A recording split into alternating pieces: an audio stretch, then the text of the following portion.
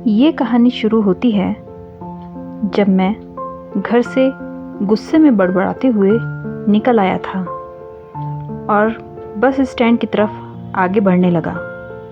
मैं मन ही मन बड़बड़ा रहा था।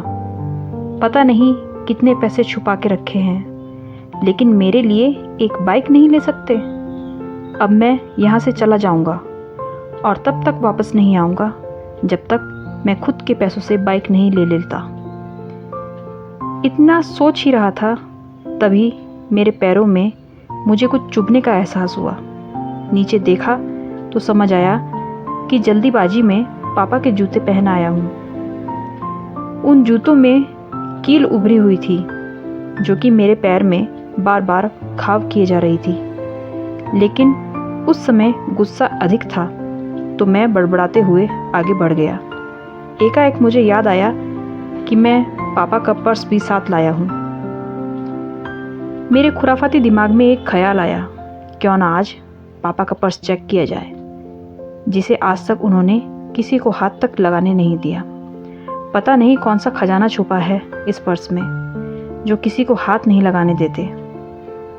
जब मैंने पापा का वह पुराना पर्स खोल कर देखा तो उसमें पैसे तो नहीं मिले, लेकिन पैसों की जगह पर एक डायरी रखी हुई दिखी।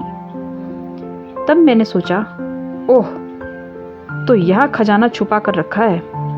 मैं समझ रहा था कि पापा यहाँ लिखते होंगे कि किससे कितने पैसे लेने हैं और किसको कितने पैसे दिए हैं, लेकिन मैं गलत था। जब मैंने उस छोटी सी डायरी का पहला पेज खोलकर देखा तो वहाँ पर जो लिखा था वह थोड़ा सीरियस कर देने वाला था। डायरी में जो लिखा था उसे पढ़ने के बाद मेरे चेहरे पर जो एक्सप्रेशन थे वे सब गायब हो गए थे, क्योंकि डायरी में वैसा कुछ नहीं था जैसा मैं सोच रहा था। वहाँ पर उन पैसों का हिसाब लिखा हुआ था जो अलग अलग कामों के लिए अलग अलग लोगों से उधार लिए गए थे। उस लिस्ट में कंप्यूटर के नाम पर भी पैसे लिए गए थे। कुछ यूँ लिखा था, 50,000 बेटे के कंप्यूटर के लिए। यह वही कंप्यूटर था जिसे मैं आज तक यूज़ कर रहा हूँ, लेकिन मुझे यह पता नहीं था उस कंप्यूटर को ख़रीदने के लिए पैसे कहाँ से आए थे, लेकिन आज पता चल रहा है। मुझे आज भी याद है जब मैंने पहली बार कैमरे के लिए ज़िद की थी, जो मेरे पापा ने मुझे 2 हफ्ते बाद मेरे बर्थडे पर लाकर दिया था, जिसे देखकर मैं बहुत खुश हुआ था। और मुझे देखकर मुझसे कहीं ज़्यादा अगर कोई खुश था तो वो थे पापा। अब मेरे चेहरे से गुस्सा एकदम गायब हो चुका था। जब मैंने आगे का पन्ना पलटा तो वहाँ पर कुछ विशेष लिखी हुई थी। पहली विश, उसमें जो लिखा हुआ था, अच्छे जूते पहनना। यह बात मेरी कुछ समझ नहीं आई।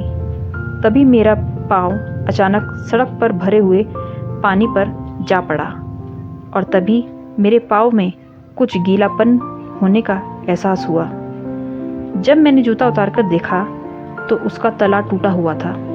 यह देखकर मुझे डायरी में लिखी बात याद आ गई।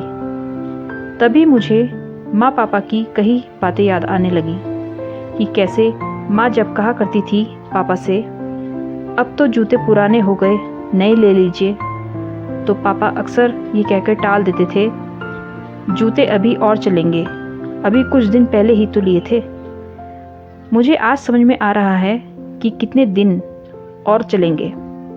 साथ ही साथ यह भी समझ आ रहा था कि पापा पर्स क्यों छुपा कर रखते थे। तभी उस डायरी को पढ़ते हुए बस स्टैंड पर पड़ी बेंच पर आकर बैठ गया। अब उस डायरी का आखिरी पन्ना बचा हुआ था। उस पन्ने को जब मैंने पलट कर देखा तो वहाँ कल की डेट लिखी हुई थी। तारीख के नीचे लिखा हुआ था 50,000 रुपये बाइक के लिए। बस इतना पढ़ा और दिमाग सन्न रह गया। अब मेरे मन में कोई शिकवा, कोई गिला नहीं था। बस मेरी आंखों से आंसू चले जा रहे थे। मुझे आज तक नहीं पता तब मैं क्यों रोए जा रहा था। अब मैं जल्दी से घर की तरफ भागा, लेकिन जूतों की वह कील पाँव में अब तक घाव बनाने में कामयाब हो चुकी थी। मैंने जूतों को रास्ते में ही निकालकर फेंक दिया और भागते लड़खड़ाते हुए घर जा पहुंचा, लेकिन पापा घर पर नहीं थे। मैं समझ गया वह कहाँ थे। मैं सीधा पास वाली बाइक एजेंसी की तरफ भागा। पता नहीं आज कहाँ से इतनी ताकत आ गई थी कि मैं भागते हुए थक नहीं रहा था, और वह भी बिना जूतों के नंगे पैर। जैसे तैसे मैं बाइक एजेंसी पहुंचा। पापा वहीं थे। मैंने पापा को दौड़कर गले लगा लिया और मेरी आंखों से आंसू रुकने का नाम ही नहीं ले रहे थे। पापा को समझ नहीं आ रहा था आखिर हो क्या रहा है, मैं क्यों रो रहा हूँ। मैंने पापा से कहा, पापा मुझे मोटरसाइकिल नहीं चाहिए, आप अपने लिए जूते ले लीजिए। अब आज से मैं जो भी करूँगा अपनी मेहनत से अपने बलबूते पर पढ़कर करूँगा। अगर आपको ये कहानी अच्छी लगी तो इसे लाइक कीजिए और चैनल को सब्सक्राइब कीजिए। Thank you.